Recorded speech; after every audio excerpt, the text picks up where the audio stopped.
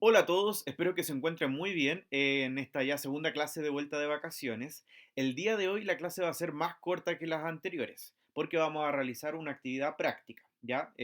La clase teórica va a ser más corta, pero ustedes van a dedicarse a trabajar lógicamente. Hoy va a ser más bien una continuación de la clase anterior, donde ustedes ya revisaron el tema de la diversidad cultural mundial, en qué consistía el concepto de cultura y de qué manera se manifestaba particularmente en cada una de estas zonas en general a través de las divisiones de nuestro lenguaje, de los sistemas de creencias y de la composición étnica de cada una de las zonas geográficas del mundo. Ahora vamos a dar un segundo paso para poder explicar que las regiones culturales no solamente presentan estas características culturales en común, sino que también podemos deducir que tienen ciertas características sociales que las hacen específicas, les da cierta identidad y les da ciertas características comunes a los países que la componen. Bien, así que el tema de las regiones culturales ahora las vamos a revisar y desmenuzar mucho más en profundidad porque vamos a hacer una actividad de desglose al final en la última lámina. Bien, eso por ahora. Y ahora sí partimos con esta explicación cortita, como les dije. Las regiones culturales nosotros analizamos en la clase anterior a partir de estas tres categorías que yo les mencionaba anteriormente. La categoría de la composición étnico-racial, la categoría de los lenguajes y los sistemas de creencias o religiones que tienen cada una de estas zonas. Eso nos da una especie de marco de identidad cultural de cada una de estas zonas. Sin embargo, como les explicaba anteriormente, también podemos hacernos un panorama social, sobre todo desde la actualidad, de cómo funcionan este tipo de países en cada una de las zonas geográficas que anteriormente revisamos. Cuando nosotros analizamos desde las ciencias sociales tenemos múltiples dimensiones. Recuerden, un tema que debemos recalcar siempre, es que la realidad es multidimensional, es decir, está entretejida por distintas dimensiones o distintos ámbitos de la realidad. Lo cultural, lo geográfico, medioambiental, lo económico, lo político, lo social, lo religioso, etcétera. Y cada uno de estos ámbitos o dimensiones se interrelaciona el uno con el otro, afectándose de manera compleja. Por lo tanto, la cultura no solamente nos sirve para dibujar cómo es las características de esta zona, sino que también le tenemos que añadir este otro componente analítico que es el análisis de las dimensiones de la realidad. Y particularmente las más sencillas de analizar o las más concretas son la realidad económica, la realidad política y la realidad social. Ahora, también, desde la historia, de repente nos ponemos un poco subjetivos para poder hacer este tipo de descripciones, pero en este caso quiero que lo analicemos desde una mirada más bien objetiva. Y para eso vamos a ocupar ciertos indicadores para poder hacer una especie de barrido de cómo es la realidad económica, política o social de cada una de las zonas geográficas que vamos a revisar. Partamos entonces con la realidad económica. Bien, más allá de decir si un país es rico o pobre, si le va bien o mal, tenemos un indicador más concreto respecto de cómo hacemos ese análisis económico de cada una de las zonas. De hecho, la ONU, PNUD, el Programa de las Naciones Unidas para el Desarrollo, elabora un indicador que nosotros revisamos anteriormente, que es el IDH y también el coeficiente de Gini, que nos permite clasificar a los países en función de su grado de desarrollo económico. Y recuerden, solo desarrollo económico, porque mide solamente elementos objetivos que son el Producto Interno Bruto, lo que produce el país, y el ingreso per cápita. A raíz de eso, nosotros podemos categorizar a los países, también recordando lo anterior, en cuatro grandes categorías, que son los países desarrollados, que tienen una alta productividad y ingresos per cápita también mejores, países en vías de desarrollo, que podrían llegar a convertirse en desarrollados, pero todavía no llegan a ese nivel, países subdesarrollados que no están desarrollados para nada, ni en el ámbito económico ni en el ámbito social, y una cuarta categoría especial que no aparece en todos los lugares, pero también es importante destacarla, que son aquellos países que les va económicamente bien, que tienen una alta productividad, quizás rentas muy elevadas, pero socialmente se parecen mucho más a los países subdesarrollados. Particularmente, revisen la otra clase porque les dije qué tipo de países presentan ese tipo de condición. Muy importante. Bien, entonces tenemos indicadores más bien objetivos para poder definir la realidad económica de cada una de estas zonas o de los países en específico. En segundo lugar, tenemos la realidad política. La realidad política nosotros la podemos en la actualidad categorizar en función de las tipologías de gobiernos que se manifiestan en cada una de las zonas o de los países en concreto. Hoy día parece mayoritario el consenso en torno a la necesidad de instalar gobiernos democráticos en el mundo, pero esa no es la realidad de todo el mundo, particularmente es más bien desde Occidente. Sin embargo, todavía existen algunos tipos de gobierno que son diferentes, algunos más cercanos a la democracia en concreto, como la que tenemos en Chile, y otros que son muy lejanos. Veamos algunos ejemplos que se pueden presentar. Los sistemas democráticos propiamente tales, que tiene por ejemplo Francia, la gran mayoría de América Latina, Estados Unidos, que son como los grandes representantes de ese modelo, pero también tenemos por ejemplo monarquías constitucionales. Busquen algunos ejemplos, no se los voy a decir ahora porque es parte de la tarea que les voy a encomendar. Monarquías constitucionales que siguen manteniendo un sistema de reinados, pero que son más bien simbólicos, porque en realidad el poder recae en una carta constitucional y en un parlamento. También tenemos monarquías más bien tradicionales, donde existe una concentración del poder en la figura del rey. Tenemos también monarquías teocéntricas, donde además de ser una monarquía con los poderes concentrados, además le añadimos un componente religioso. Es decir, el líder político es a la vez un líder religioso. También tenemos regímenes totalitarios, bien, aunque en algunos casos puedan utilizar el concepto de democracia o de república, en la realidad concreta nos demuestra que no funcionan propiamente tal como una democracia, sino que se manifiestan más bien como regímenes totalitarios o extremadamente autoritarios, presentes hasta hoy día. A ustedes se les puede ocurrir fácilmente un ejemplo. También tenemos algunos casos especiales de estados fallidos, estados que desde el nombre se dicen democracias o repúblicas, pero que en el fondo podemos ver problemáticas profundas en la conformación de sus gobiernos. Son países que tienen constantes golpes de Estado, constantes cambios de gobierno, o también tenemos el otro caso que son los narcoestados, donde la corrupción ha penetrado de tal manera en los sistemas políticos donde finalmente el Estado de Derecho ya prácticamente no se puede revisar bien. Y en tercer lugar tenemos la realidad social, que quizás es la más difícil de definir porque es tan abstracta que nos resultaría complejo poder hacer un panorama sintético de cómo es la realidad social de cada zona. Sin embargo, acá volvemos a ocupar un indicador concreto que nos elabora los organismos internacionales, que es el indicador de desarrollo humano IDH. Claramente no aborda todas las temáticas, sino que selecciona tres de ellas que son las más representativas, que son el factor salud, en este caso la esperanza de vida, porque hay una correlación. A mayor esperanza de vida se supone que hay un mejor sistema de salud. El factor alfabetización o escolaridad, alfabetización, qué porcentaje de la población sabe leer y escribir, o años de escolaridad en promedio, que también es un factor comparativo cuantitativo. Y finalmente, el factor PIB per cápita, es decir, lo que produce el país prorrateado o en promedio por cada habitante de ese país, o la renta per cápita, es decir, lo que gana en promedio cada uno de los trabajadores de ese país. Si se fijan, son indicadores más bien concretos que nos permiten hacer un análisis mucho más cuantitativo y objetivo de esta realidad social.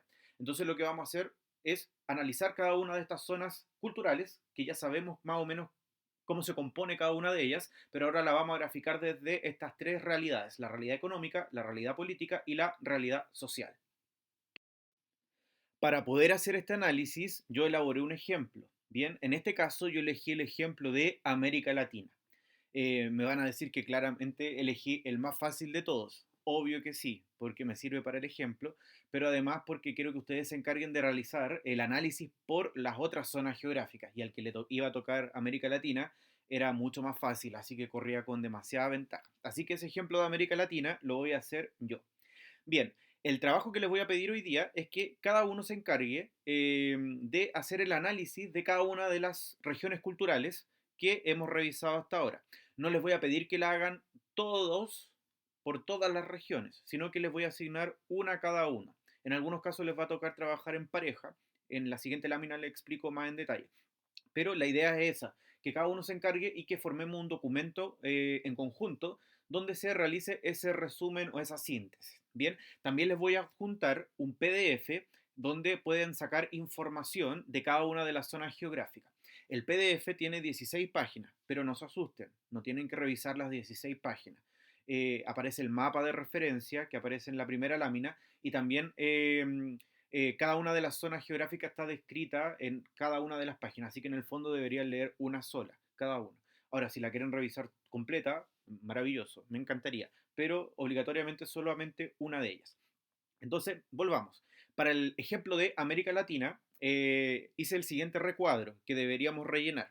La región cultural América Latina y hacemos el desglose de, en realidad, más que desglose, la caracterización de la identidad cultural de la zona. Los lenguajes mayoritarios de América Latina, lógicamente el español, el portugués, el francés, que son los hegemónicos por los procesos de colonización. Quizás también debería haber añadido las lenguas indígenas, que si bien son minoritarias y muy locales, también son importantes de destacar.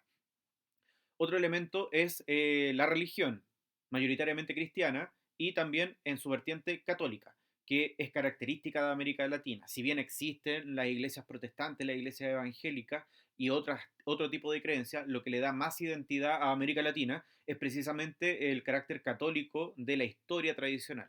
Eh, y también el caso de las etnias mayoritarias. En este caso, América Latina es mucho más compleja que el resto porque tiene distintos tipos de poblaciones. Mayoritariamente es población mestiza, sí, pero también tenemos una notoria población indígena y también una notoria población de inmigrantes europeos. El caso chileno no es tan llamativo porque es mayoritariamente mestizo, pero hay otros países donde la población indígena es mucho más numerosa, México, Perú, Bolivia, y también otras poblaciones donde la inmigración europea es mucho más notoria, Uruguay, Brasil, Argentina. Pero también añadí estas otras columnas donde hacemos una revisión de la realidad económica, política y social. Revisen bien el ejemplo para que lo puedan emular, ¿ya? En ese sentido, traten como de copiar el formato. Si se les ocurre añadir otra cosa, maravilloso, pero traten de copiar este formato para que lo podamos hacer de manera más bien sintética. En la descripción de la realidad económica, yo le añadí lo siguiente.